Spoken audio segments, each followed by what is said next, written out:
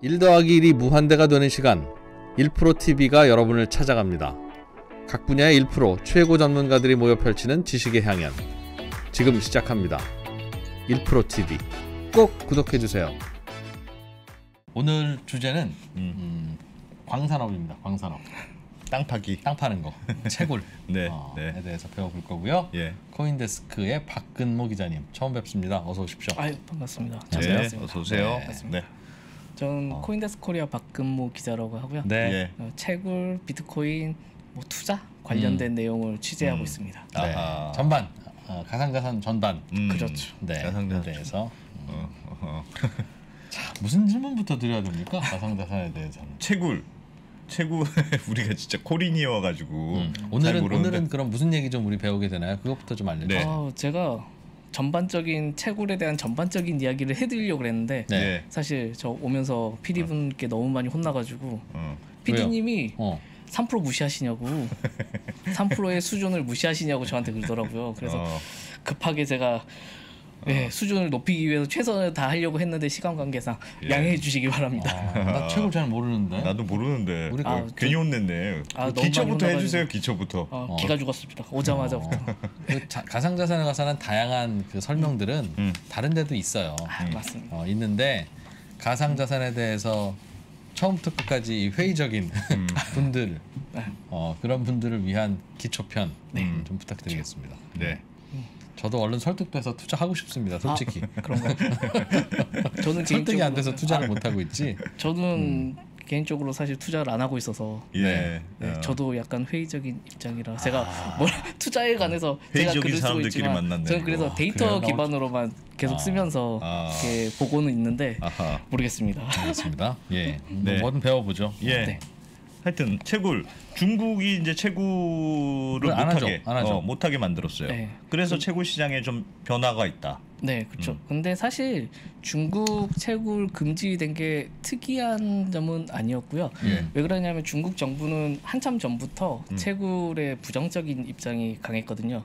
여러 처음부터, 가지 처음부터. 그쵸, 처음부터. 그게 뭐 올 6월, 7월 되기 전에 이제 중국 정부가 전면 금지라는 조치를 하긴 했지만 그 전부터 중국 내 거래소가 하나도 없었어요. 애초에 중국 정부는 부정적이었다는 거죠. 원래 코인에 대해서. 그렇죠. 네. 코인에 대해서 부정적이었고 2%랑 비슷하네. 중국 정부는. 그런가요? 또 졸지에 중국이랑 비슷해진 것 같은데 내가?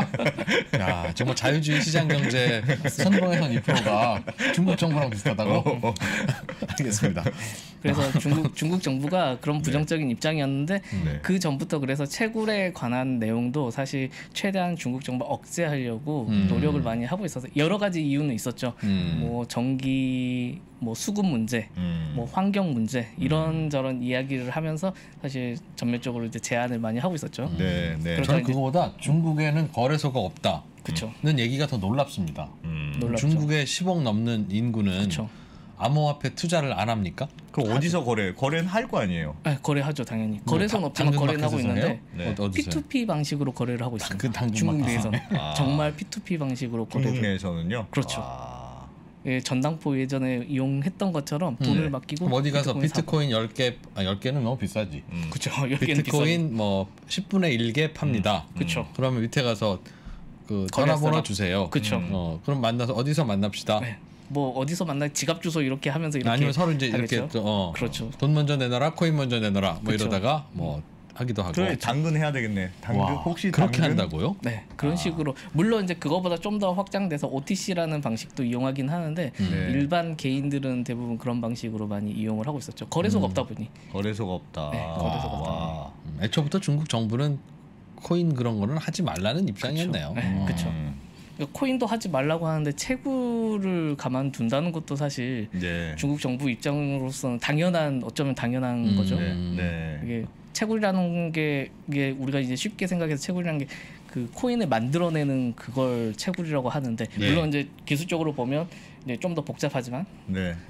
그냥 단면적으로 보면 코인을 만들어내는 과정을 우리가 채굴이라고 하는데 당연히 코인을 금지한 국가 입장에서는 채굴 자체도 부정적으로 계속 보면서 억제를 하고 있었죠. 물론 그럼에도 불구하고 코인 가격이 비싸다 보니 사람이라는 게 금지하면 못하게 하면 어디서 하고 싶잖아요.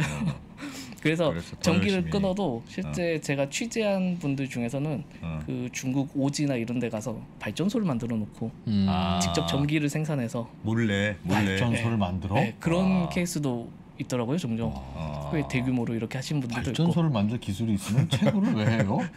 하기야 뭐 그게 이따 또 얘기를 드리겠지만 채굴 하는 게 더 남는 겁니다. 그래도 남는 거라고요? 네. 와. 그래도 남기. 전기는 무슨 전기를 쓰길래 채굴이 그렇게 남습니까? 보통 수력이나 화력을 많이 이용하죠. 석탄으로. 네. 싸요 그래도? 그쵸. 하기야 그 암호화폐 가격이 비싸니까. 그쵸. 비싸니까. 암호화폐 가격이 비싸니까. 전기를 싸게만 하면 남는 장사다. 남겠죠. 그쵸. 그래서 다 싼 나라로 가잖아요. 그쵸. 전기가 싼 최대한 싼 나라로 나라로 가고. 지금 예. 움직이고 있죠. 그럼 중국에서 채굴된 암호화폐는 어디에다 팔았습니까? 중국 내부에서 P2P를 파는 게 비싸면 그렇게 팔았겠지만 그쵸.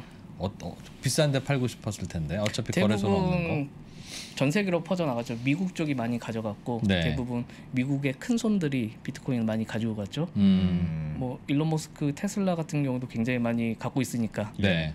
네, 그런 케이스도 있고 마이크로 스트래터지라는 또 IT 기업, 미국 IT 기업도 본인이 소프트웨어 개발 회사인데 거기는 지금 비트코인을 전체 자산의 거의 3분의 1 정도를 비트코인으로 갖고 있으니 네. 엄청난 규모를 모아놓고 있죠. 점점 쌓아두면서 와. 사서요 아니면 채굴해서? 사서. 회사인데 네. 회사 CEO가 꽂혔구만요. 그쵸, 꽂힌 거죠. 비트코인 투자로 우리는 돈 번다. 거의 그쵸. 그런 셈이네요. 그쵸. 아. 그 뭐 지금 그냥 살짝 말씀드리면 마이크로 스트래터지라는 그 기업이 네. 비트코인 산 단가가 나와 있거든요. 회계 자료를 보면 네. 네. 2만 달러 선에 구입을 했어요. 예. 그걸 한 12만 개 이상을 구입을 했죠. 12만 개. 지금 얼마죠? 비트코인이? 지금 5만 7천 달러 정도 됩니다. 와. 그러니까 수익률 엄청난 거죠. 개당 4천만 원을 남겨 먹고 있는데 12만 개를 갖고 있으면 12만 개? 한 5조 원 넘게 엄청나게 많이 벌었네요. 벌었죠. 최근에 뭐 좀 떨어졌다 다시 오르는 회복세라서 그래서 할만하죠. 그런 것만 보면. 그래서 많은 기업들이 관심도 많이 갖고 있고. 그런 기업들이 많습니까? 요즘? 생각보다 그런 기업이 코인을 전문적으로 채굴 하려는 기업들이 많습니까? 그런 기업들 생각보다 많이 늘어나고 있어요. 예. 최근에 뭐 라이엇 블록체인 이제 되게 생소할 수도 있는데 네. 라이엇 블록체인 뭐 마라톤 이런 기업들이 있거든요. 이런 네. 미국 기업인데 네. 그 채굴만 전문적으로 하겠다고 특히 비트코인 채굴만 전문적으로 하겠다고 한 나선- 미국 기업들이에요, 다? 네네 아. 미국 기업들이에요. 그런 기업들이 나와서 이제 채굴기를 막 사들이기 시작했죠. 채굴기는 뭘로 만듭니까? 컴퓨터예요? 쉽게 생각하면 그냥 컴퓨터라고 생각하시면 되고 지금 비트코인 채굴의 역사를 이렇게 살펴보면 약간 변곡점이 몇 가지 있는데 그 중에 큰 하나가 2013년도에 이게 기존에는 진짜 컴퓨터 CPU라는 장치로 채굴을 했거든요. 비트코인은. 예, 일반적인 그렇죠. 컴퓨터로. 네, 예. 일반 컴퓨터의 CPU로 했지만 이게 어느 정도 이제 시장이 확대되다 보니 근데 그걸로는 이제 부족함을 느낀 거죠. 난 더 많이 갖고 싶은데. 그래서 나온 게 전용 그 채굴기라는 예. 게 등장합니다. 그때. 아 근데 PC인데 채굴 이 기능. 채굴에 특화된 PC. 그렇죠. 아하. 이 PC는 채굴만 할 수 있어. 아, 채굴만 할 수 있어요? 네, 딴 건 못 하고? 네, 이건 채굴만 할 수 있는. 그래서 게임 할 수 없습니다. 채굴만 할 수 있어. 오로지 채굴에 특화된. 네. 와. 그러니까 성능이 굉장히 좋겠죠. 채굴만 할 수 있으니까. 채굴은 기능이 잘하겠구나 아주. 그렇죠. 그거 이제 그 아식이라는 방식으로 네. 주문 반도체 형태. 그러니까 아예 채굴만을 위한 설계를 해서 만들었죠. 그게 이제 비트메인이라는 기업이 그걸 처음 시작을 했어요. 예. 처음 시작했다는 그 채굴기를 팔기 시작했다는 거예요? 아니면 생- 그걸 만들어서 채굴하기 시작했다는? 팔기 시작한 거죠. 채굴기를. 채굴기를 만들어서 파는 거예요. 그렇죠. 겉모양은 PC고 겉모양은 PC인데 PC라고 노트북. 저 앞에 있는 스피커 모양입니다. 아 그냥 네모나게 생겼어요. 아, 저렇게? 컴퓨터처럼 단순하게. 생긴 게 아니고 네, 단순하게. 모니터도 뭐 없고 그런 것도 없고. 네, 아무것도 없고 아. 사각형에 단순하게 사각형에 칩셋만 들어가 있는 거죠. 그래서 채굴을 열심히 잘하는. 그렇죠. 야. 비트메인이라는 이상해. 그러니까 그걸로 사다가 채굴을 하면 돈을 버는 거잖아요. 그렇죠. 그럼 채굴기 만드는 회사는 그걸로 채굴을 하지. 네. 왜 채굴기를 팔아서 남 돈을 벌게 해줘요? 그렇죠. 그래서 비트메인이라는 처음에 말씀드렸던 네. 비트메인은 본인들이 채굴장도 운영을 해요. 아. 본인들 또 것도 따로 빼서 채굴장도 하고. 채굴장을 만들어서 그렇지. 채굴을 하고 어. 남는 걸 계속 판매도 하죠. 아하. 채굴장 구하기가 쉽지 않았나 보군요. 본인들이 만들어낸 걸로 계속 그렇죠. 채굴하기에는. 그런 이제 또 장소도 필요하고 전기 시설도 필요하고 제도적인 또 문제도 있고 규제 문제도 있고 여러 가지 문제가 있다 보니까 일부는 대다수는 사실 판매를 해서 일단 현금 수단으로 삼고 나머지는 본인들이 채굴장을 만들어서 채굴을 돌리고 있죠. 아 그렇군요. 채굴이라는 게 구체적으로 어떻게 하는 거예요? 채굴이라는 건 열심히 컴퓨터를 돌린다. 네. 일단 단순하게 보면 채굴이라는 걸 우리가 이제 코인을 발행하는 걸 채굴이라고 생각할 수 있는데 네. 사실은 채굴이 발행을 하는 걸 의미하는 건 아닙니다.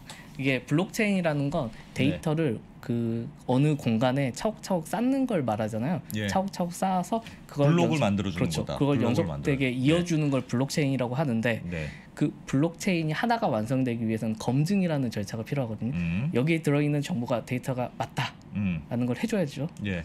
그 해주면 보상으로 비트코인을 줍니다. 이걸 우리가 채굴이라고 불러요. 네가 열심히 그걸 했으니 검증을 했으니 맞는지 이 데이터가 맞는지 확인을 했으니까 그 대가로 보상을 줄게 하는 게 비트코인이었던 거죠. 그거 조금 설명을 좀 더 해주실 수 있어요? 즉 채굴이라고 그 검증이라고 하는 게 네. 제가 안 기자한테 안 기자는 피자 가게 사장 나는 비트코인으로 피자 사 먹고 싶은 소비자 비트코인 받으세요? 받아. 그래 고마워. 피자 한 판 주세요 하고 적당한 비트코인을 줬어요. 요 비트코인을 주는 요 거래가 절에 뭐를 검증해 주는 겁니까? 이 그렇게 비트코인을 우리가 일반적으로 카드 결제나 현금 결제하면 준순간 거래가 완료되잖아요. 예. 그래서 모든 신뢰가 검증이 끝난 걸로 우리가 알 수 있는데 네. 비트코인은 블록 하나가 생성되는 시간이 15분 정도가 걸려요. 검증하는 데 걸리는 시간이에요? 네. 예. 그래서 예. 돈을 줬어. 그럼 피자를 받았어. 비트코인 주고 피자를 받았어. 하지만 15분이 되기 전까지는 이게 누구도 검증이 안 되는 거래가 상황이야? 끝난 게 아니에요. 계속 이어지는 상태인 거예요. 누구도 이 중간에 돈을 빼갈 수도 있고 사라질 수도 있고 아니면 잘못된 정보가 들어갈 수도 있고 어허. 이런 혼란의 상태가 되는 거죠.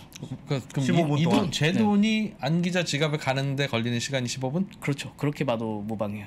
쉽게 말해서. 그냥 쉽게. 카톡처럼 쉽게 가게 하지 왜 굳이? 블록이라는 게 전체 원장을 차곡차곡 쌓아서 다른 원장이랑 합치는 작업을 해야 되거든요. 네. 블록이라는 게 여러 개로 블록이라는 이어지잖아요. 원장이 있어요. 네. 예, 블록이라는 거래 원장이 있어. 예, 하나의 블록체인 블록이 있고 네. 거기서 다음 블록이랑 연결이 돼야 되잖아요. 그렇죠. 그러니까 처음에 제네시스 블록이라는 게 있고 거기서 첫 번째 블록이 탄생했겠죠. 네. 이 과정은 사실 데이터가 별로 없었으니까 짧게 네. 끝났겠죠. 네. 하지만 그 다음으로 계속 넘어갔을 이어 때 붙여야 되니까. 데이터가 계속 쌓이죠. 그러면 앞에 있던 데이터를 검증을 해야죠. 맞는지. 제일 왜 그러냐면, 처음부터. 그렇죠. 왜 그러냐면 블록체인이라는 게 다른 블록이 와서 내가 맞는 거야라고 연결이 되면. 그러니까 이프로님이 저한테 돈을 줘야 되는데 안 기자님한테 실수로 주신 거죠. 그렇죠. 잘못- 받는 사람이 안승찬 맞는지. 네, 그걸 검증을 해야죠. 그런 검증해야죠. 네. 그렇죠. 그 검증 시간이 15분 정도가 걸려요. 그게 태초에는 1.5초였는데 점점 길어지고 있는 거예요. 처음에도 세팅값 자체는 그 사토시 나카모토라는 그 비트코인을 처음 설계한 사람 자체가 짧은 시간에는 그걸 완벽하게 할 수 없을 거야 라고 처음부터 생각을 처음부터 하게 한 10분, 됐어요. 10분 이상 정도로 항상 그렇죠. 블록은 10분마다 만들어진다. 네. 지금은 15분마다 만들어지는데. 15분 타임으로 지금은 만들어지고 있어요. 네. 차곡차곡. 그게 그러니까 우리가 은행에서는 돈을 이렇게 보내면 그냥 은행의 메인 서브 컴퓨터가 그 그쵸. 일을 해주는데 바로 처리해주죠. 뭐 서로 검증하겠죠. 내한테 진짜 돈이 있는지 확인해보고 가는 그쵸. 게 계좌가 뭐 이상한 계좌 아닌지 확인해서 그냥 보내겠죠. 그쵸. 그 일을 비트코인에서는 그 채굴이라고 불리는 어떤 전산 과정이 필요하다. 그렇죠. 그 과정이 필요하던 거죠. 그게 15분 걸리고 15분 동안 그 고생을 한 컴퓨터한테는 보상을 주는 거죠. 보상을 주는 게 비트코인이다. 그렇죠. 아니 그러면 예를 들면 내가 이렇게 블록을 하나를 만드는 거를 이렇게 블록이 하나 만들 때마다 뭐 코인이 얼마 나오는지 모르겠습니다만 비트코인을 뭐 하여튼 줘요. 하나가 나온다고 쳐봐요. 네. 블록을 하나. 그러면 요 블록을 만들려고 네. 서로 막 경쟁하는 그렇죠. 거죠. 그렇죠. 서로 막 열심히 경쟁. 그렇죠. 이거 요 블록은 내가 차지할 거야. 내가 검증해줄게. 그렇죠. 그걸 막 하는 싸우는 거죠. 거예요. 막 달려가. 막 달려가. 그 작업이 되는 거죠. 그럼 찜 했으면 그건 에이 내가 늦었네 네가 해 이거예요? 아니면 그렇게 됩니다. 찜이고 뭐가 어디 있어요? 완성 먼저 하는 놈이 이거 완성 먼저 하는 사람이 다 먹는 거예요? 네. 위너 텍스. 네. 그럼 네. 나머지는 그냥 꽝. 꽝. 그럼 다시 다음 게임에 그렇죠. 다음 게임에 다음 열심히 블록 만드는데 또 시도를 하는 거예요. 도전. 그러면 운이 나쁘면 하루 종일 채굴기 돌려도 채굴 안 될 수도 그쵸. 있겠네요. 그렇죠. 그런 경우는 거의 드물지만 네. 이론상으로는 가능합니다. 아니 안 드물 것 같은데 그 거래가 일어나면 채굴 컴퓨터들이 막 달라붙을 거 아니겠어요. 그렇죠. 네. 그리고 결국은 한 놈만 이길 거 아니겠어요. 그렇죠. 그러면 이 경쟁률이 1대1이 아닌 한 매번 실패하죠. 그렇죠. 실패하는 경우가 생기죠. 아, 그렇지. 어떻게 그래도 하루 종일 매번 실패하겠냐. 그런 얘기죠. 확률적으로. 네, 그렇죠. 확률적으로. 이게 그니까 그러면 예를 들면 한 블로그 사실은 검증하려면 한 놈만 있으면 되는데 그렇죠. 그걸 하기 위해서 막 수만 명이 한꺼번에 달려드니까 그렇죠. 나머지 꽝된 애들은 전기만 쓴 거네. 그렇죠. 그래서 전기가 많이 쓰는 거네요. 이게 전기가 많이 블록체인이. 들어갈 수밖에 차라리 없죠. 그러면 그냥 누가 할지 선착순으로 먼저 달려가서 찜을 먼저 했으면 그거는 너. 그럼 그렇게. 나머지 달려드는 애들은 전기 안 써도 되잖아. 야 이게 전기가 많이 쓸 수밖에 없는 그렇게 하면 구조네요. 안 돼요? 블록체인이라는 물론 게. 그렇게 할 수도 모르겠어요. 있는데 이게 완료 시점에 누가 차지하냐가 가장 중요하다고 예, 그렇기도 하겠죠. 창시자는 생각을 했죠. 그렇기도 하겠고 찜했을 때 너 네가 해. 나머지는 탈락. 이거 하는 그 주체가 있으면 안 되는 거예요. 비트코인의 컨셉에서는 중앙 집중형이 아니라니까. 그래도 누군가는 증명을 해야 되니까. 반장 없는 거 아니에요. 그게 가장 네. 큰 문제가 이게 그러니까 블록이 생성이 되기 전까지는 그 블록이 완성된 게 아니라고 했잖아요. 네. 그래서 먼저 찜한 친구가 블록을 생성 안 하면 하다가 놀면 네. 처벌할 방법이 없구나. 네, 이건 블록이 여기서 깨지면 이게 네트워크 전체에 문제가 발생하는 거죠. 중앙 집중형에는 야 김대리, 네가 하기로 이렇게 안 하면 어떡하냐? 심할 썼어 이 새끼야. 그게 이러면 되는데 그쵸. 어떤 녀석이 하려다가 안 했는지를 알 수 없구나. 그렇죠. 그래서 계속 경쟁을 시켜야 되는 그렇죠. 거군요. 계속 경쟁시켜 완료시킨 최후의 승자가 몰빵을 해주죠. 승자가 몰빵. 그래서 너는 코인 고생했으니까 코인 그렇죠. 네가 가져. 그렇죠. 그래서 그 작업을 그러면 우리가 승자가 되기 위해서는 알겠어요. 비트코인 채굴 하기 위해서는 빨리 수학 문제를 풀어야 되거든요. 굉장히 복잡한 수학 문제를 풀어야 돼요. 네. 그래서 그 수학 문제를 풀기 위해서 고성능 컴퓨팅 자원이 필요한 겁니다. 그래서 채굴기가 굉장히 점점 좋아지고 그럴수록 전기를 더 많이 먹게 되죠. 고성능 컴퓨터가 무조건 유리한 거겠네요. 그렇죠. 수학 유리하죠. 절대적으로 그걸 빨리 유리해요. 계산하니까. 그렇죠. 근데 수학이 그렇게 어려워요? 컴퓨터로 요즘 같은 세상에. 컴퓨터조차도 시간이 많이 걸리게 만드는 수학 문제를 얼마든지 만들 수 있어요. 그러니까 어려운 문제가 아니라 무식한 문제. 무식한 문제. 이게 계산식을 주고 답을 찾는 건 굉장히 쉽잖아요. 네. 반대로 블록체인 비트코인에서는 답을 주고 앞에 계산 방법을 찾아내라고 해요. 역으로. 문제를 찾아봐라. 그렇죠. 정답은 강아지다. 근데 문제가 정답이 있어요? 문제가 정답이 있는 건데. 네, 그게 만들어져 있는 거죠. 시스템적으로는. 그래서 그 정답을 찾아내라고 하는 거예요. 그럼 다 해보겠네. 그렇죠. 경우의 수 1 더하기 그렇죠. 1 그렇게 처음부터 다 입력을 하는 거죠. 이겁니까? 아니면 또 다시 이렇게. 그렇죠. 그 작업을 되게 계속 무식한 방법이구나 수학이. 그러네. 김대리 오늘 점심 뭐 먹을까 하는 질문과 똑같네요. 그렇죠. 내가 뭐 먹고 싶은지 네가 한번 맞춰봐요. 그렇죠. 그런 질문. 네, 그런 식으로 되기 때문에 못 맞추지. 못 맞추죠. 알겠어요. 야, 뭐 어떤 재밌다. 건지 알겠어요. 모든 코인들은 다 이렇게 채굴 방식이 있습니까? 수천 개의 코인들이 다. 네, 다양하게 존재해요. 그러니까 물론 비트코인 방식이 가장 잘 알려져 있고 가장 공정하다고 사람들이 얘기를 하죠. 그렇지만 그렇지 않는 방법들도 다양하게 있습니다. 예를 들면 뭐 POS라고 하는 지분 증명이라는 방식이 있어요.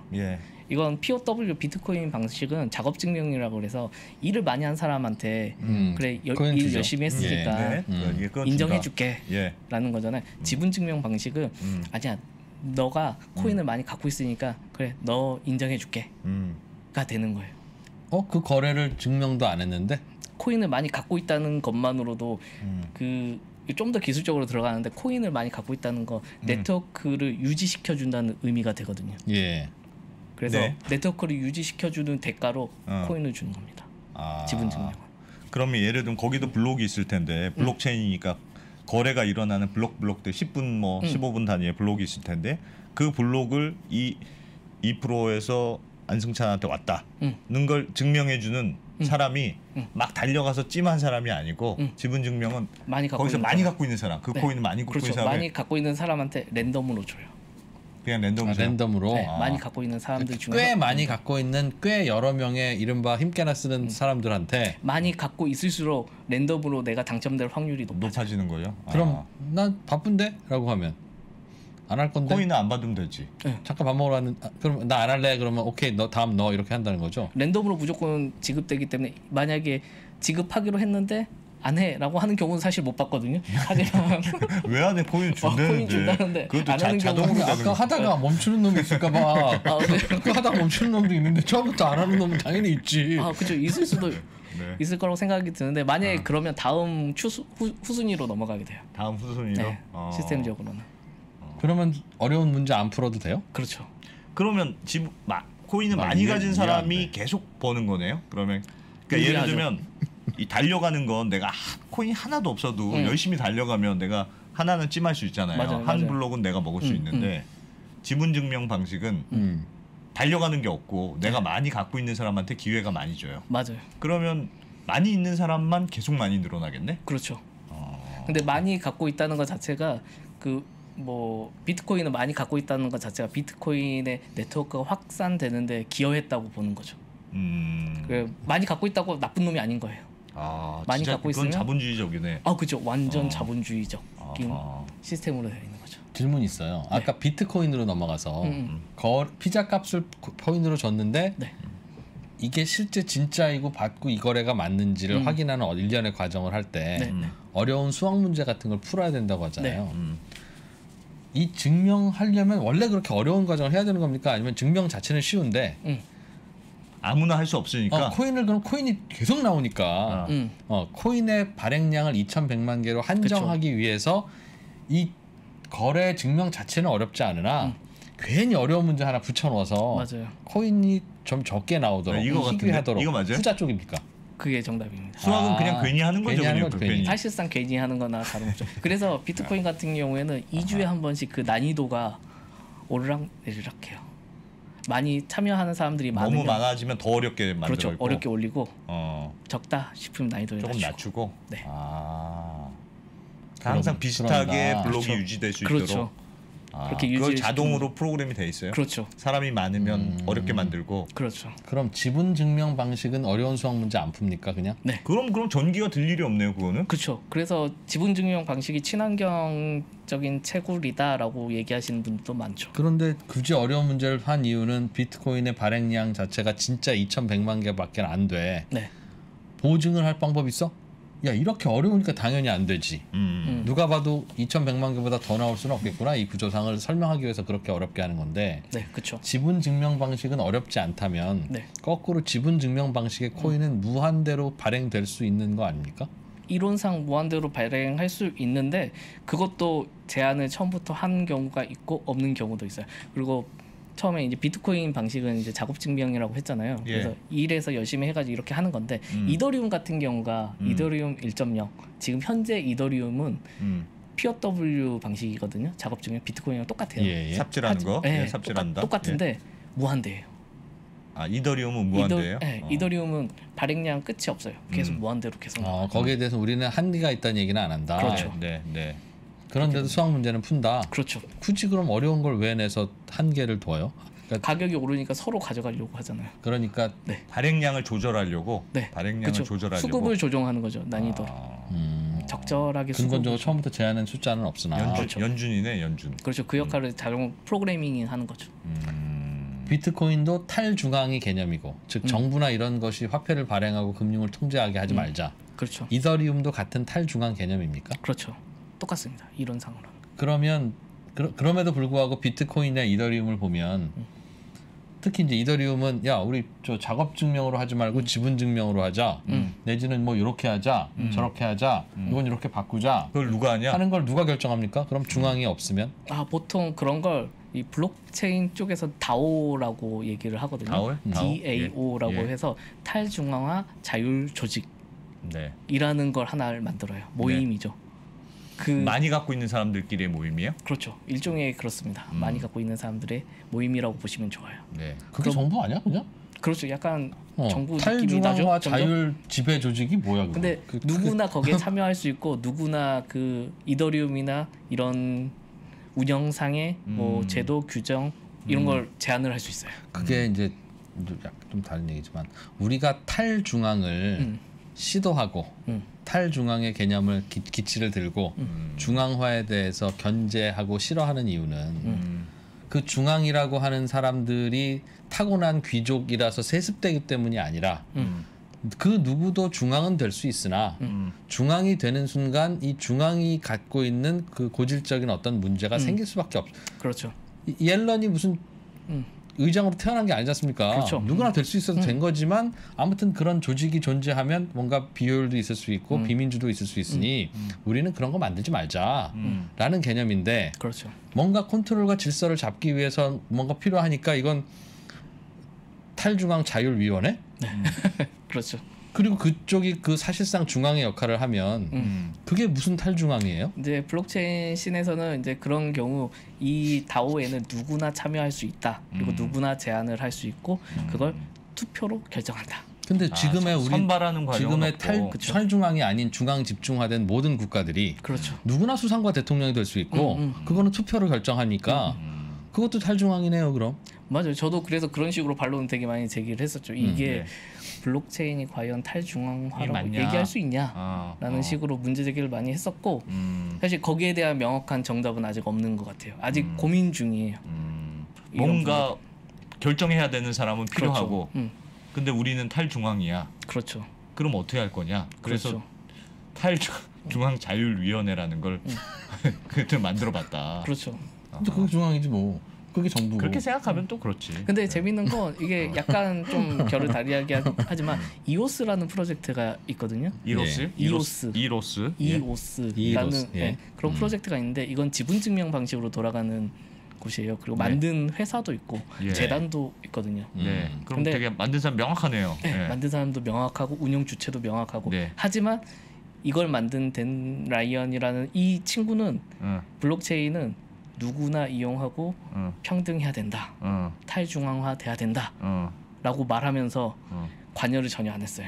이오스 생태계에 대해서 최대한 거리를 두면서 재단도 그래서 특별한 액션이 없었고 그러다 보니 지금 많이 힘이 빠졌죠. 오히려 그렇게 구실점이 없다 보니까 이오스 자체가 지금 많이 힘든 상황이거든요. 물론 그걸 타개하기 위해서 이오스 내에서 또 새로운 조직을 하나 만들어서 뭔가 액션을 또 취하고 있고 그래서 참 재밌는 것 같아요. 이게 탈중앙화라고 얘기하지만 그게 잘 안 돌아가니까 그걸 돌아가게 만들기 위해서 뭔가 기구를 만드는 아이러니하죠. 야, 그러네요. 희한하네요. 알겠습니다. 근데 세상에 뭐든지 그러나 뭐가 한 사람을 필요해. 근데 그거는 심부름꾼이라도 있어야 될 거 아니야. 근데 있을 수 있어요. 그러니까 저도 어리고 젊을 때 생각하고 주장하던 바를 나중에 돌이켜 생각해 보니까 그게 꼭 그게 없어지거나 무너져야 될 거는 아닐 수 있었겠구나라는 걸 뒤늦게 깨달을 수 있으니 제가 보기에는 코인 내 어떤 개념을 주창하는 분들이 생각했던 그 디센트럴라이즈라고 하는 게 탈중앙이라기보다는 뭐 탈권위 뭐 이런 쪽이라면 뭐 결국은 본인들이 만든 것도 똑같아질 수는 있겠으나 뭐 그래 그런 거 한번 시도해 볼 수는 있을 것 같아요. 그러니까 다양한 시도가 지금 이루어지고 있는 시점이라고 생각하시면 될 것 같아요. 블록체인 시대에서. 야, 그래도 오늘은 반응이 굉장히 수용적인데요. 아니 다른 질문을 하려고 내가 그것까지는 봐준다. 하여튼 지겹게 들었지만 내가 그것까지는 그럴 수 있다고 진짜. 그럴 수 있지 뭐. 저는 그래서 이 코인이 대개는 사회 조직이나 금융을 이해하는 분과 이 암호화폐 테크닉을 이해하는 분이 그룹이 달라서 테크닉을 이용하는 분들은 금융 구조를 몰라요. 맞아요. 그러니 은행에 왜 장부가 필요한지 모르는 거고 양국 간의 그 외화가 이렇게 서로 송금이 되는 데 있어서 왜 이렇게 비싼 수수료가 드는지 모르는 거예요. 그러니 야 간단하게 하지. 은행이 폭리를 취하고 있네. 이 은행에 뭔가 그 은행 간의 거래를 중간에서 스위프트라고 합니까? 그 망이 뭐 독점이라고 혼자 다 먹고 있네. 라고 하지만 굳이 왜 이걸 거쳐가게 하냐면 돈이 어떻게 움직이는지를 다 기록해야지. 자금 흐름을 기록해야죠. 그러니까 미국에 있는 안승찬이 한국에 있는 이진호한테 돈을 보내는데 예를 들면 수수료를 5만 원 띄었다면 이거는 이렇게 띄고 오는데 무슨 5만 원이야가 아니라 얘가 안승찬이 맞는지 기록해놓고 이거를 미국의 당국에 보고하는 중간에 은행원 인건비고 그거는 보존하고 관리해야 되는 법이 있으니까 하는 거라서 그냥 보내면 그들도 금방 보낼 수 있죠. 그렇죠, 그렇죠. 그래서 이게 왜 필요한지를 알면 아 이게 꼭 불필요한 건 아니구나라고 나중에 알게 되는. 그렇죠. 나중에 알게 되죠. 뭐. 그런 역할이 하여튼 비트코인 다 있는 거군요. 그러니까 코인에서도 방식은 조금 달라도 뭔가 기록하는 사람, 운영하는 뭔가 하여튼 모임, 비트코인 뭐 그런 게 있긴 다 있네요. 네, 블록체인 내에서 거래 내역은 모두 다 기록되고 저장이 되고 누구나 볼 수 있습니다. 이게 기존 금융시장이랑 약간 그 점이 다르긴 한데 그러네요. 그러다 보니까 이게 가장 큰 문제가 어떤 사람은 기록을 하고 제대로 기록을 하고 어떤 사람은 제대로 기록 안 한 경우도 있고 네. 혹은 이 기록이 맞게 됐는지 확인도 필요하고 여러 가지 절차적인 문제가 필요하죠. 네. 그래서 이제 최근에 뭐 다른 이야기이긴 하지만 뭐 이건 페데프라는 자금 세탁 방지 기구에서 일정 가이드라인을 만들어서 이제 그걸 내년부터는 모두 다 트래블이라는 이름으로 거래 내역을 보낸 사람 받는 사람은 기록을 해야 되도록 네. 네, 정책적으로 이렇게 되는 거고요. 예. 암호화폐도 마찬가지로 그게 적용이 되게 있는 거죠. 알겠습니다. 아, 오늘은 뭐 좀 저를 설득해 주십사. 2% 당신이 이걸 잘못 알고 있는 거야. 이게 이래서 이게 코인이 작동하는 네. 거고 이래서 네. 가치 있는 거야. 라는 설명 좀 들어보고 나도 이제 설득된 척 해가지고 좀 하려고 하는데 위안이 막 되고 있어요. 지금. 아니 위안이 아니라 그래 아니 원래 그런 거야. 그럼 좀 다른 얘기 좀 해줘요. 그 뭐야? 알겠습니다. 이 채굴과 관련해서 네. 최근에 기업들이 미국의 기업들이나 여러 기업들이 무슨 친환경 전기로 채굴을 하려는 조짐들이 있다. 그건 무슨 얘기예요? 네, 지금 처음에 저희가 이제 채굴 방식에 대해서 얘기를 했잖아요. 네. 작업 증명이라는 방식 자체가 컴퓨팅 파워를 계속 써야 되는 그 과정인데 그러다 보니까 전기가 많이 드는 거죠. 근데 지금까지 전기를 생산하는 방식이 석탄, 화석연료 위주로 이렇게 생산이 됐다 보니 네. 예. 비트코인을 채굴하는 건 환경 오염을 시키는 거다라는 그렇죠. 주장이 전기를 굉장히 너무 많이 나왔죠. 쓰니까. 그렇죠. 전기를 사실 무의미하게 전기를 쓰는 것처럼 보이기도 하죠.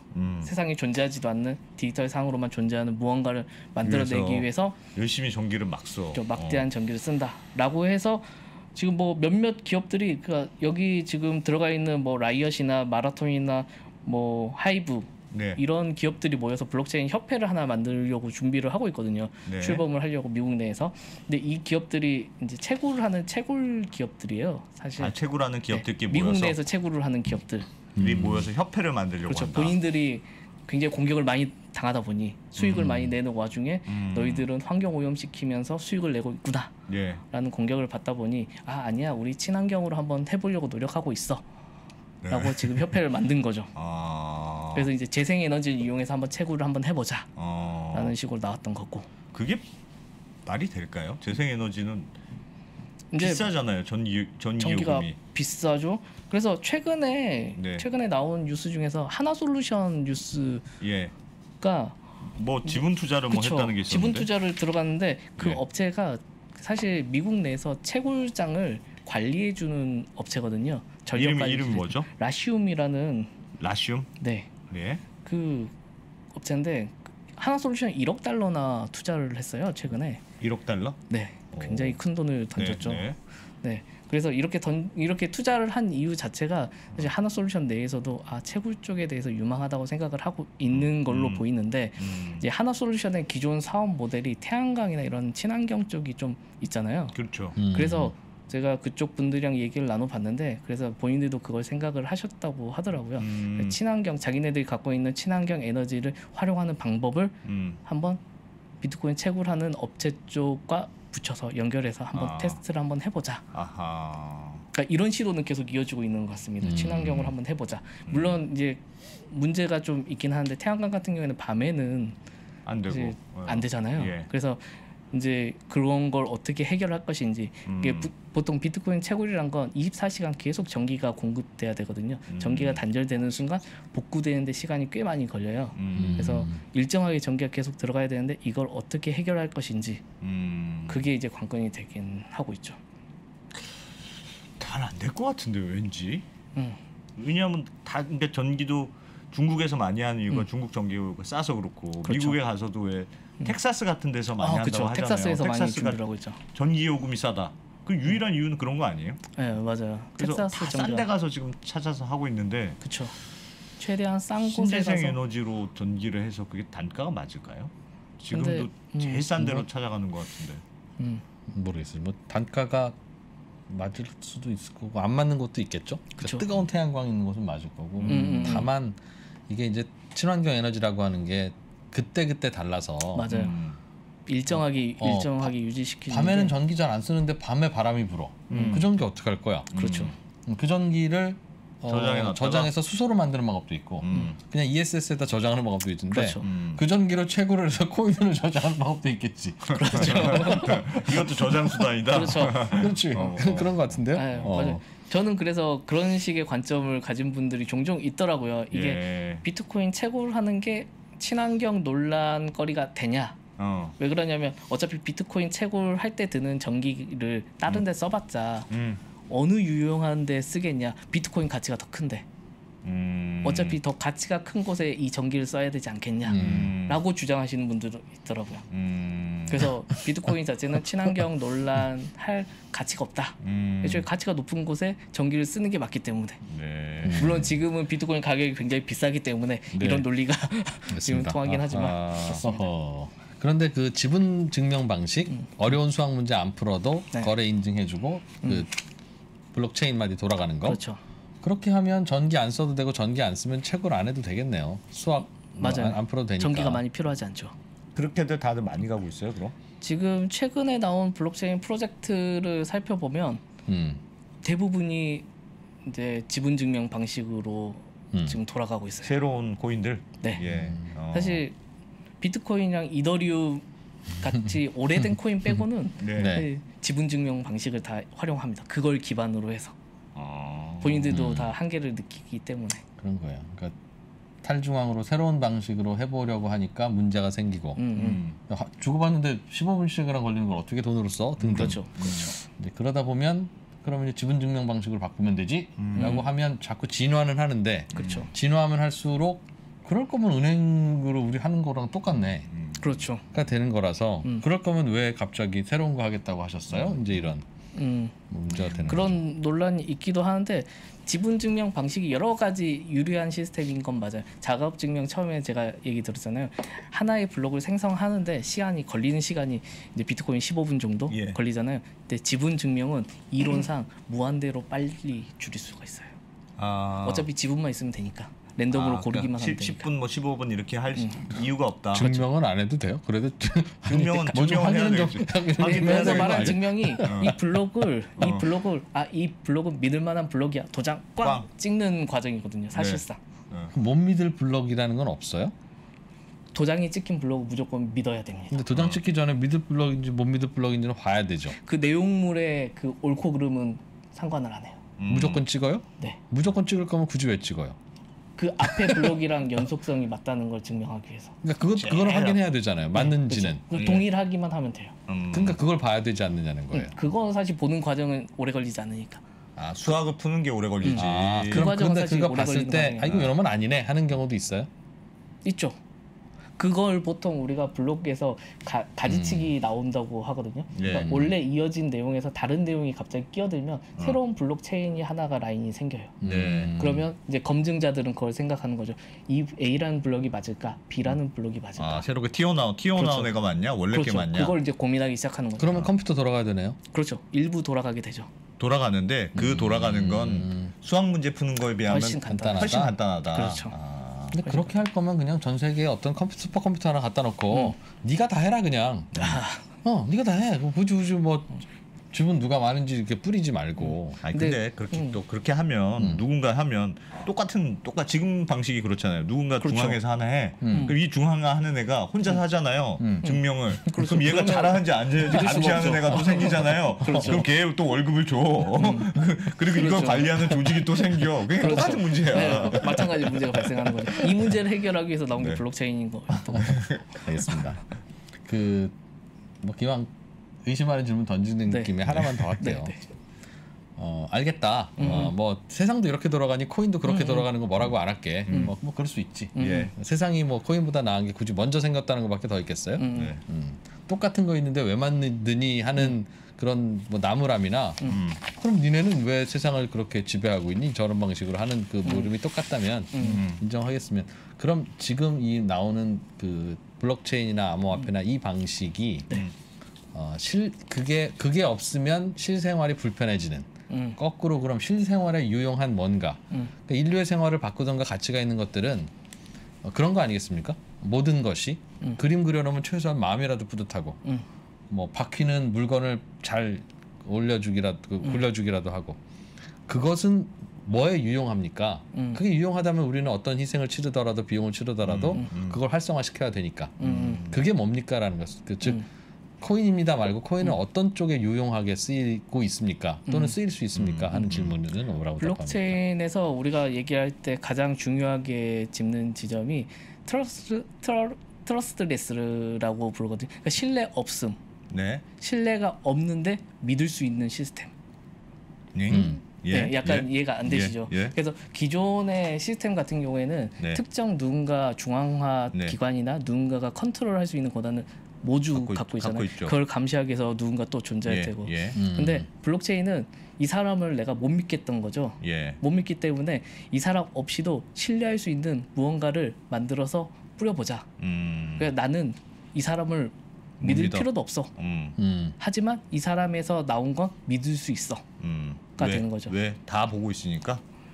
그 원장이라는 게 A라는 게 정확히 기록만 되어 있으면 B라는 원장도 같은 내용일 게 분명하니까.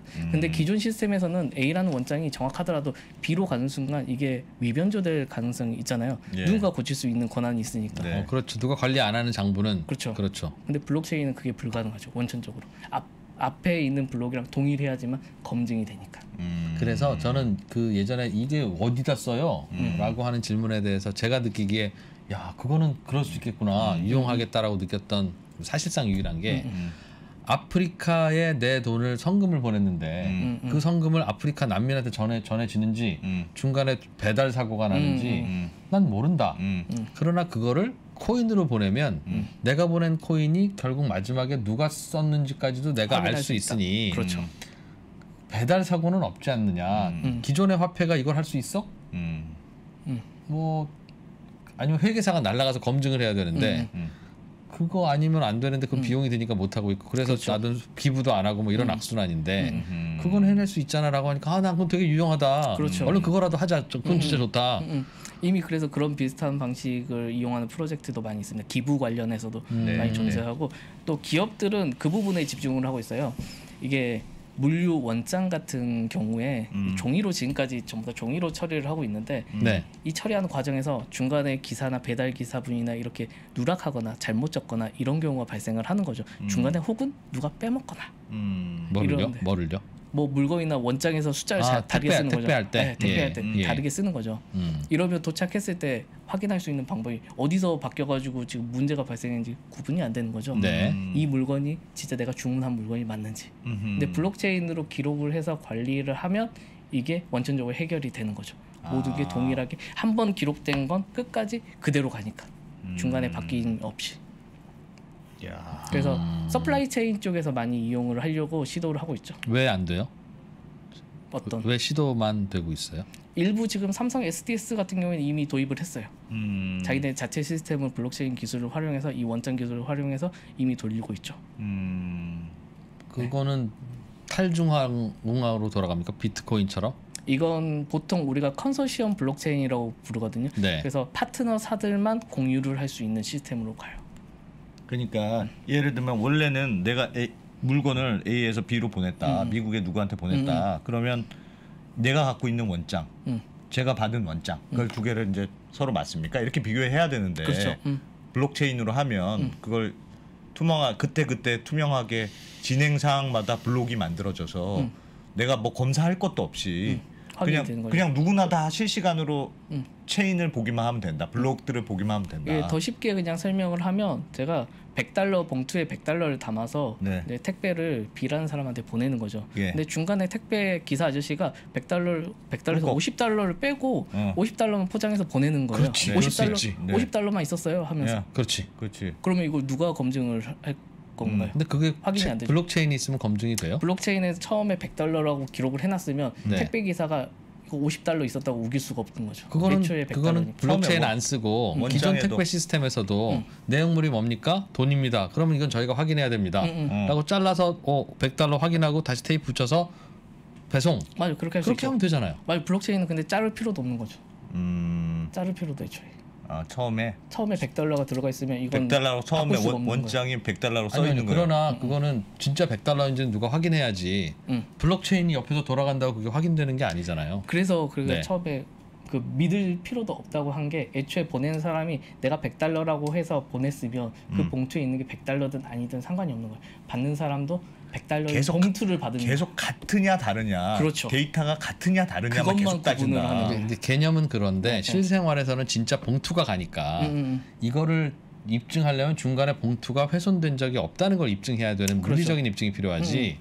중간에 비트코인이 작동한다고 해서 봉투가 훼손되는 것이 아닌 걸 어떻게 아냐는 거예요. 보통 그런 방법을 이제 개선하기 위한 방법도 많이 나와서 네. 이미 도입이 되거든요. IoT 장치를 이용해가지고 문제가 있는지 없는지 체크를 다 하고는 있죠. 그래서 그 문제 때문에 그렇겠죠. 그런 봉투마다 어떤 센서를 달아서 이상이 이거는 있는지 가능하죠. 없는지. 네. 그래서 그게 이제 비용과 효용을 했을 그렇죠. 때 비용이 그 얘기지. 그렇죠. 그거는 코인하고는 관계 없는 이야기잖아요. 보통 그 정보를 우리가 말하는 그 코인이라고 하면 좀 어색하긴 하지만 토큰이라는 장치로 그걸 기록을 왔다 갔다 하게 됩니다. 블록체인 상에서는 토큰. 토큰이라는 기록 전달할 수 있는 네. 이것도 그냥 코인이라고 생각하면 되는데 코인 속에 기록을 전달해 그 기록을 적어놓고 그걸로 왔다 갔다 하는 거죠. 조금 어려운데. 어려운데 그게 된다면 처음에 보낼 때 $100라고 내가 택배회사에다 신고를 하면 하고 네. 택배회사는 확인해야지. 그걸 중간에다 코인이 왔다 갔다 한다고 해도 이거는 그러니까 이게 제가 이제 코인이 코인이라고 왔다 하는 갔다 건 하는 게 아닌 것 같아요. 백단에서 시스템적으로 그런 거고 사용자 입장에서는 그걸 알 필요가 없는 거죠. 사용자 입장에서 그냥 봉투가 왔다 갔다 하는 거예요. 이 백단에서 시스템적으로 확인하는 건 토큰이라는 장치가 왔다 갔다 하면서 확인을 하는 거고. 이거 하나 물어봐도 돼요? 네. 엔비디아 얘기. 엔비디아 얘기. 엔비디아 얘기. 이게 엔비디아가 전용 이 채굴 전용 그래픽 카드를 만들었다. 이게 뭐 어떤 그렇죠. 걸? 이게 비트코인은 그 아까 말씀드렸던 아식이라는 전용 채굴기를 사용한다 그랬잖아요. 근데 이더리움은 그래픽 카드를 이용해요. 채굴하는데. 네. 네. 근데 그래픽 카드 중에서 그 채굴하는 성능이 좋은 제품이 엔비디아 제품이 그렇게 채굴 많이 성능이- 알려져 있죠. 네. 예. 실제로 그걸 제가 해보니까 더 좋더라고요. 그래서 이게 엔비디아에서는 게임용으로 만든 그래픽 카드잖아요. 그런데 사람들이 채굴이 잘 되니까 게임용이 아니고 채굴기로 갖다 쓰는 거예요. 그걸 게임용으로 나온 그래픽 카드를 네. 채굴용으로 썼다. 채굴용으로 예. 개조해서 쓰는 거죠, 예. 사람들이. 예. 그래서 실제로 그 엔비디아에서 출하하는 그 1년에 출하할 수 있는 물량이 정해져 있잖아요. 네. 근데 채굴용으로 너무 많이 가니까 음. 게이머용으로는 부족해진 거죠. 그래서 엔비디아에서 이제 한 가지 생각을 한 거죠. 어차피 그렇게 잘 팔리고 하면 채굴용 전용 칩셋을 하나 만들자, 그래픽 카드를. 요 놈은 게임 기능은 없지만 채굴은 잘 되는 그래픽 카드야. 라고 그래서 하나를 별도로 만들었다. 네, 별도의 새로운 라인업을 하나 만든 거예요. 제품 라인업을. 그래서 CMP라는 제품을 만들었는데 네. 이게 약간 간과한 게 있죠. 엔비디아가 너무 쉽게 봤어. 이렇게 채굴장을 너무 쉽게 본 게 이게 사람들이 그래픽 카드를 채굴하는 이유는 채굴 네. 성능이 좋아서이기도 하지만 예. 그 채굴이 가격이 낮아져서 채굴 뭐 할 이유가 없어져. 그러면 이 채굴에 썼던 그래픽 카드를 어떻게 하겠어요? 판다. 그렇죠. 팔겠죠. 게임용으로 팔겠지. 그렇죠. 게임용으로 네. 팔겠죠. 네. 근데 이 전용 채굴기는 팔 수가 없는 거예요. 채굴만 최근에 할 수 있거든. 쓰니까. 모니터도 없고 네. 아무 채굴만 할 수 있는 상자처럼 생겼으니까. 그렇죠. 채굴만 할 수 있는 걸 네. 만들다 보니까 그러다 보니까 당연히 인기가 없는 거죠. 이게 채굴하는 사람들 입장에서는 가격이 채굴 이제 단가라는 게 존재하기 때문에 가격이 떨어지면 이걸 방어하기 위해서 잠깐 멈추기도 하고 아니면 네. 있는 거 다시 팔기도 팔기도 하고 하고, 중고로 예. 팔기도 하고 해야 되는데 그럴 수가 없는 거예요. 예. 그러다 보니까 사실 이 제품 자체는 시장에서 그렇게 인기가 있진 않죠.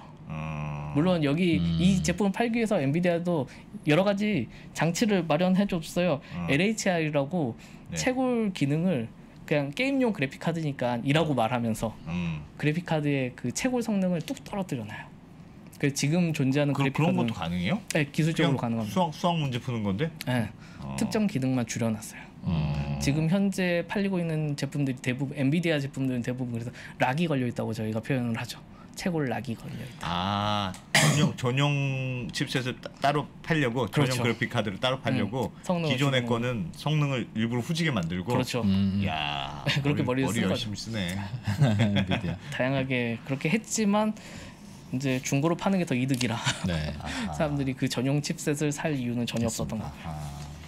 그 질문 드린 것 중에 그 제가 이제 사실 코인과 블록체인을 혼동해서 근데 한꺼번에 묶어서 질문을 드리고 받고 했던 것 같은데 그러니까 블록체인이라고 하는 방식은 아프리카의 난민들한테 돈 주는 것처럼 다양한 곳에 응용할 수 있을 것 같고 유용할 수도 있을 것 같고 실제로도 쓰일 수도 있을 것 같아요. 네, 맞아요. 근데 이제 궁금한 건 그런 블록체인 방식의 기술을 쓰는 데 있어서 그냥 갖다 쓰면 되는 건지 그냥 그런 개념을 갖다가 쓰면 되는 건지 아니면 누구한테 특허료를 줘야 되는 건지.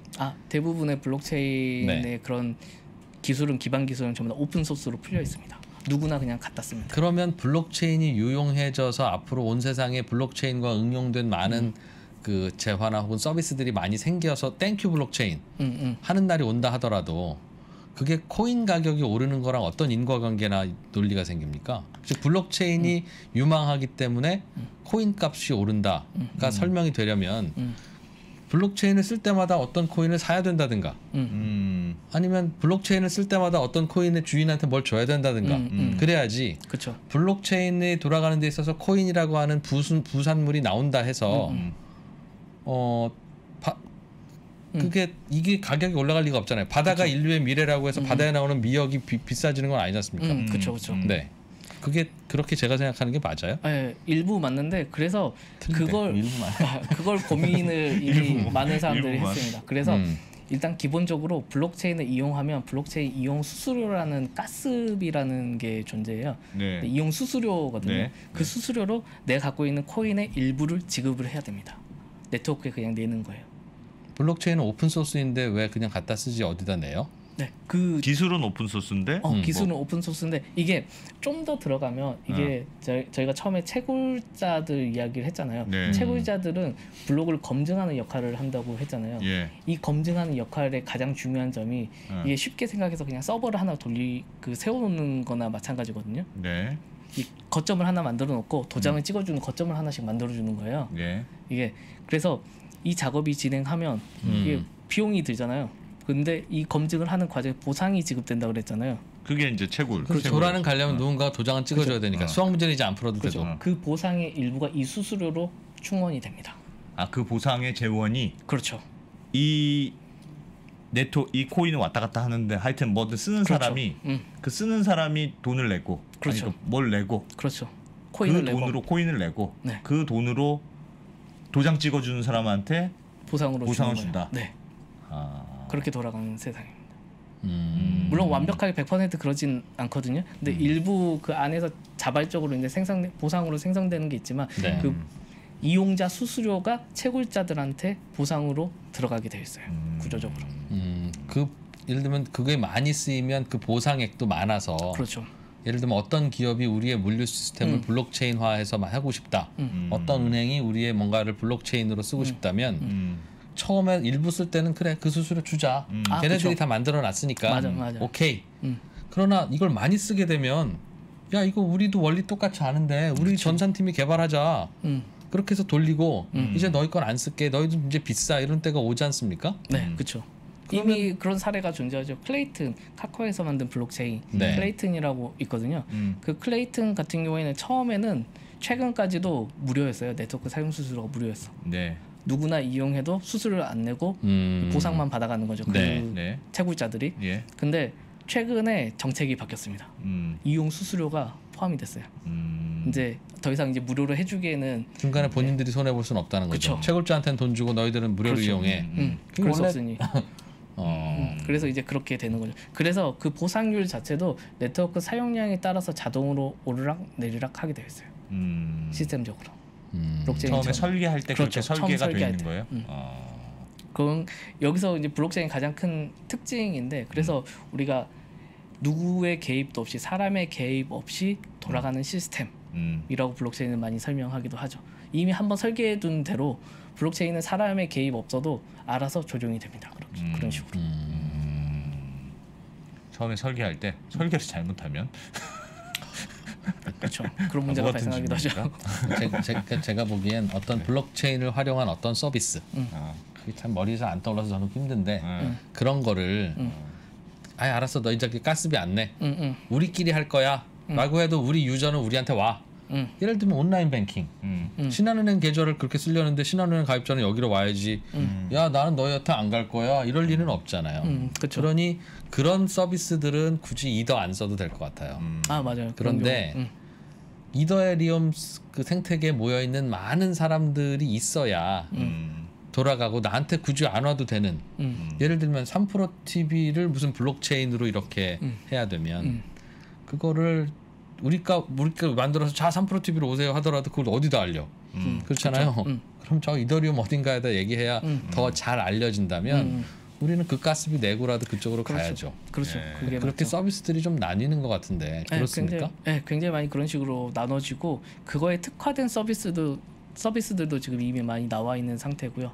다양하게 이게 블록체인 이더리움 그냥 저희가 그냥 간단히 말하는 이더리움 안에서도 굉장하게 많은 프로젝트들이 활동을 하면서 그런 식으로 작용을 많이 하고 있어요. 알겠습니다. 다음 시간에는 구체적으로 그런 게 어떻게 돌아가고 있는 건지 오늘은 과연 천국과 지옥은 있습니까? 라는 질문이 대부분이었다면 그렇죠. 이제 있다고 가정하고 천국에서는 어떤 일이 벌어지고 알겠습니다. 있고 지옥에서는 어떤 일이 벌어지고 있다는 건지 그것도 좀 이어서 들어볼게요. 알겠습니다. 네. 개종해야 되는데 이거 참. 야, 오늘 네. 좀 어렵다고 하시는 분들이 있던데 네. 야, 알겠습니다. 하여튼 새로운 걸 좀 배웠습니다. 코인데스크의 박근모 기자였습니다. 고맙습니다. 네, 고맙습니다. 2022년에도 여전히 유망할 1등 산업과 종목들을 찾아야 할 시간 리서치 명가 메리츠증권과 함께 준비했습니다. 2022년도 투자의 정확한 흐름을 읽고 미리 준비하는 2022년 투자 전략과 업종별 시장 전망 투자 특강. 남들보다 한 발 앞서 달라진 시장 환경과 유망 산업을 판단하고 1등 종목을 선정하는 안목을 키우는 시간이 되실 것입니다. AI 워로 테슬라 투자의 영감을 끌어낸 자동차 김준성 애널리스트를 비롯한 이경수 사단의 국내 최고 애널리스트 23명과 함께 떠나는 2022년 성공 투자를 위한 단 하나의 필수 코스. 지금 바로 신청하세요. 자세한 사항은 3프로TV 공지사항을 확인하세요.